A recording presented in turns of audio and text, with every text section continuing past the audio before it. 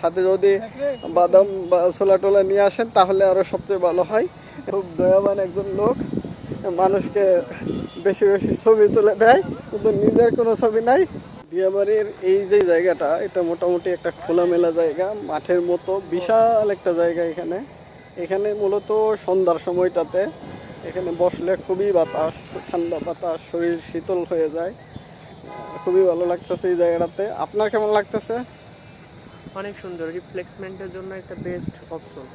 কারণ সন্ধ্যার সময় এখন ঝিরিঝিরি বাতাস, আর যেহেতু আমরা হাঁটাচলা করছি গরম, এই বাতাসে একটা শীতল একটা বাতাস, ফিলিংস অন্তর জড়িয়ে যায়। সবাই অলরেডি বসে গেছে এখানে বাতাস দেখে। খুবই সুন্দর এখানে বাতাসটা, অনেক ঠান্ডা বাতাস। তো এখানে অনেক মানুষ বসে আছে রাস্তার মধ্যে, রাস্তার পাশে। এখানে রাস্তাগুলো একদম ফাঁকা, তো গাড়ি ঘোড়া তেমন একটা চলে না। সো রাস্তার মধ্যে অনেকে বসে থাকে, ছবি তোলে।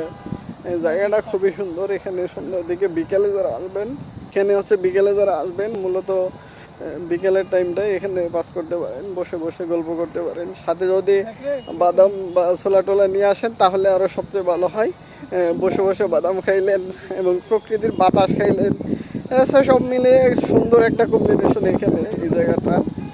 সো রাসেল আমার সাথে যে আসছিল, সে আছে মোবাইল নিয়ে ব্যস্ত আছে, ছবি তুলে দিচ্ছে মানুষকে। খুব দয়াবান একজন লোক, মানুষকে বেশি বেশি ছবি তুলে দেয় কিন্তু নিজের কোনো ছবি নাই। খুব দয়াবান একজন লোক। কি বলবেন, কিছু বলার আছে নি জায়গাটা সম্পর্কে? চারদিকে এতই কাশবন, কাশবন দেখতে আসে, আমরা ঘাসবন দেখতে আসি। আমরা কাশবন খুঁজে পাইতেছি না, এখানে শুধু ঘাস আর ঘাস। কাশবন দেখতে আসছি কিন্তু ঘাস দেখতে পাইতেছি। জায়গাটা আসলেই সুন্দর। যারা আসবেন হচ্ছে দিয়াবাড়ি, এই মাঠটাতে বসবেন এসে সন্ধ্যার দিকে, খুবই ভালো একটা জায়গা, অন্তর শীতল হয়ে যাবে, কথা দিচ্ছি। দিয়াবাড়ির এখানকার ওয়েদারটা সবচাইতে জোস একটা ওয়েদার। এখান থেকে আপনি লেক দেখতে পারবেন, তারপরে এখানে সূর্যাস্ত, পাশেই হচ্ছে স্যাটেলাইট সিটি। এখান থেকে মনে করা যায় একটা পরিপূর্ণ প্যাকেজ, প্রকৃতির একটা প্যাকেজ বলা যায়। এখানে কত সুন্দর একটা প্রকৃতি দেখেন।